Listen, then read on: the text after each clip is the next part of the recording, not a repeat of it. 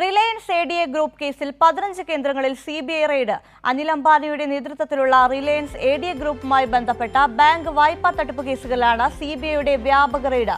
മുംബൈയിലും ഡൽഹിയിലുമായി നടത്തിയ പരിശോധനയിൽ നിർണായക രേഖകൾ പിടിച്ചെടുത്തതായി സിബിഐ അറിയിച്ചു.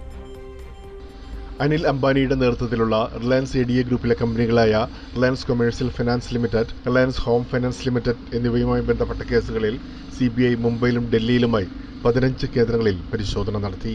മുംബൈയിലെ പ്രത്യേക സിബിഐ കോടതിയുടെ സെർച്ച് വാറന്റിന്റെ അടിസ്ഥാനത്തിലായിരുന്നു റെയ്ഡുകൾ. റിലയൻസ് എഡിഎ ഗ്രൂപ്പുമായി ബന്ധമുള്ള 23 സ്ഥാപനങ്ങളിലായിരുന്നു പരിശോധന. ബാങ്കുകളിൽ നിന്ന് വായ്പയായി ലഭിച്ച ഫണ്ട് മറ്റ് ഗ്രൂപ്പ് കമ്പനികളിലേക്ക് അനധികൃതമായി തിരിച്ചുവിട്ടെന്നാണ് അന്വേഷണ ഏജൻസിയുടെ ആരോപണം. റിലയൻസ് ഹോം ഫൈനാൻസിന്റെ മുൻ ചീഫ് ഫൈനാൻഷ്യൽ ഓഫീസർ, ഗ്രൂപ്പിന്റെ മുൻ സെക്രട്ടേറിയറ്റൽ ഹെഡ്, മുൻ ചീഫ് ട്രഷറി കൺസൾട്ടന്റ് എന്നിവരുടെ വസതികളിലും പരിശോധന നടത്തി. പരിശോധനയിൽ അന്വേഷണത്തിന് സഹായകമായ രേഖകൾ പിടിച്ചെടുത്തതായും സിബിഐ അവകാശപ്പെട്ടു. പൊതുമേഖലാ ബാങ്കുകളുടെയും LICയുടെയും പരാതികളുടെ അടിസ്ഥാനത്തിൽ റിലയൻസ് എഡിഎ ഗ്രൂപ്പിനെതിരെ ഇതുവരെ 7 FIRകൾ രജിസ്റ്റർ ചെയ്തിട്ടുണ്ട്. ഈ കേസുകളിൽ പൊതുമേഖലാ ബാങ്കുകൾക്കും LICക്കും ഏകദേശം 27,337 കോടി രൂപയുടെ നഷ്ടമുണ്ടായെന്നാണ് സിബിഐയുടെ കണ്ടെത്തൽ. കേസുകളുടെ അന്വേഷണം സുപ്രീംകോടതി നിരീക്ഷണത്തിലാണെന്നും സമഗ്രവും വേഗത്തിലുള്ളതുമായ അന്വേഷണം തുടരുമെന്നും സിബിഐ വ്യക്തമാക്കി. പ്രേംലാൽ, കൈലി ന്യൂസ്, മുംബൈ.